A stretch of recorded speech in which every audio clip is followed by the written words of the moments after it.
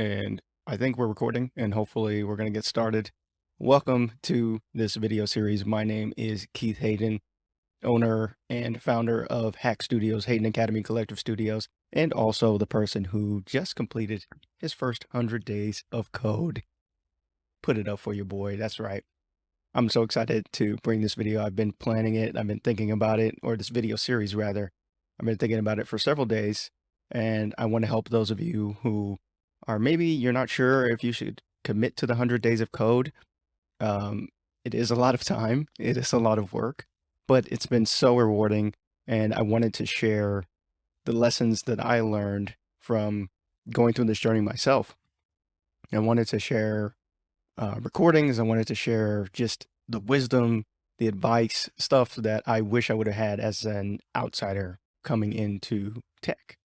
So I'm just going to jump right into it. I'm going to start at the beginning of the story, and then I'll lead you through, and then I'll stop when I hit certain lessons that I want to focus on for you. So let's flash back about a year ago at this point.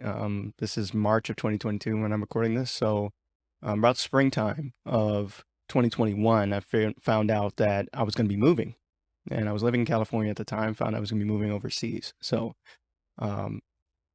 yeah, obviously a little bit scary because I had just finished up a teaching credential that had taken me years to get. So if you've ever gone through the teaching credential process, it's pretty onerous over in California. It takes a long time. And I had just finished, just started teaching, and I was like, oh, damn, here we go again, and get ready to move. So obviously we're moving overseas. A US teaching credential is not going to work for overseas. So I wanted to find a different way to make some income, possibly look at a different type of job. So that's when I started looking into coding in earnest. I have several friends that are in tech. They are software developers. So I started asking them, hey, what's the best way to get in? What do you think? What technologies, all this stuff. And of course, Googling, just trying to find the best way to learn, like maybe a lot of you have been doing. And that's when I hit my first roadblock because I was like, there are just so many freaking choices out here for how should I start? Like what, is it a boot camp? Is it this website? Is it free code camp? Is it um, this program? There's several programs for veterans who want to learn how to code. So those are out there as well. So I just had no idea where to start. And after about a month and a half of this, I just said, you know what, forget it. I'm done with learning how to code before I even started. And I had started a little bit of free code camp. I started watching a few videos on YouTube, but I just couldn't get into it because I was like, I don't know where to start.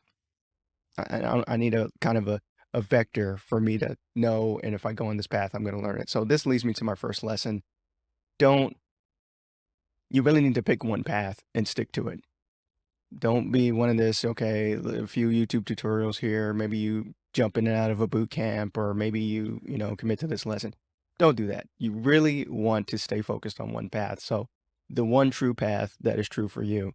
For me, that ended up being the Odin Project. I'm going to talk a little bit more about the Odin Project in a little bit because it's been awesome, but it might not be the Odin Project for you. That might not be the way for you. That's fine. Pick something that's good for you and stick with it.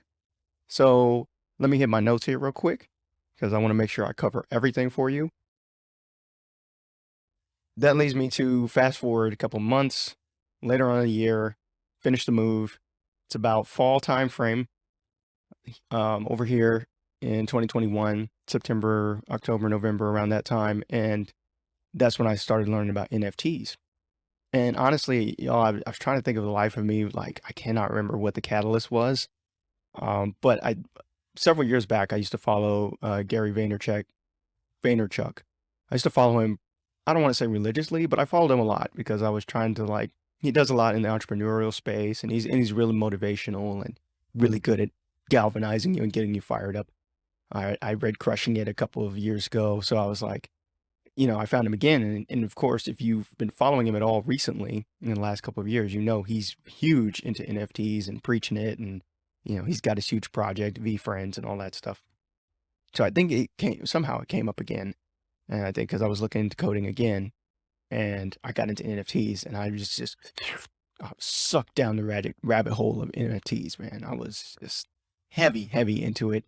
And I started learning all about it. And you can, in fact, you can, if you look in the description of this video, you can see and listen to some of my early recordings where the hype was, I was at max hype for NFT. I was just like, man, this is so crazy. Now I've since cooled off a little bit since I've learned a lot more about the space and I've learned about the technology a little bit more, but I was still excited about it in general. But that's what really got me started to want to learn tech, because I was basically like, yo, this NFT thing, this is pretty crazy, like how powerful this can be.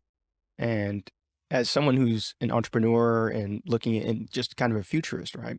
Just into future tech, I was like, I kind of want to have that capability to be able to build with this new tech in the future, right? Eventually. So that's what lit the fire under my butt and got me really, hey, time to do this, time to commit.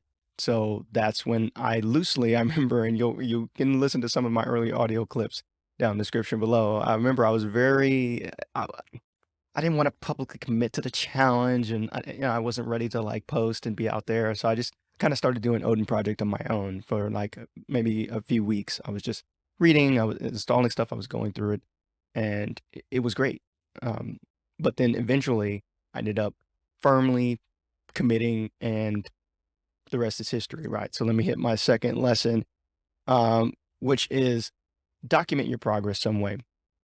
And you don't have to document on Twitter. I know some people are not like me and you don't want to be out there in the streets and you just want to kind of silently, hey, work on it at your own, excuse me. You don't want to silently, you don't want to have all your business out on the street. You just want to work on it at your own pace and all that stuff, because there is a measure of accountability that comes with choosing a forum like Twitter for documenting your progress, because other people start knowing about your progress. And then there's kind of this, accountability, this, oh man, I said I was going to do 100 days. I should try and show up. I had that was good for me. Maybe that doesn't work for you. Maybe your documentation looks like just writing in a notebook. I keep a notebook right here. I write down everything all the time. Notes, stuff I do, stuff I want to do, ideas, all that stuff. Maybe that's you. Maybe you've got a blog. Maybe you've got a podcast. I don't know what it is for you. Or maybe you got a YouTube channel.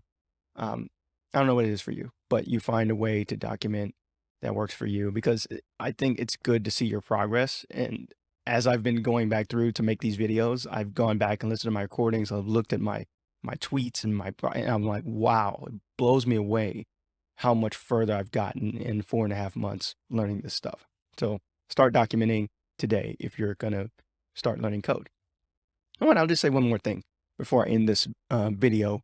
You don't have to do the 100 days of code challenge per se, right? Like you don't have to do that. You can just commit to learning how to code. Like the 100 days of code challenge is a very widely accepted framework for learning how to code, and it can be helpful for you, but maybe it's not. Maybe that's too much pressure for you. Maybe it's like, okay, I just want to jump in and out.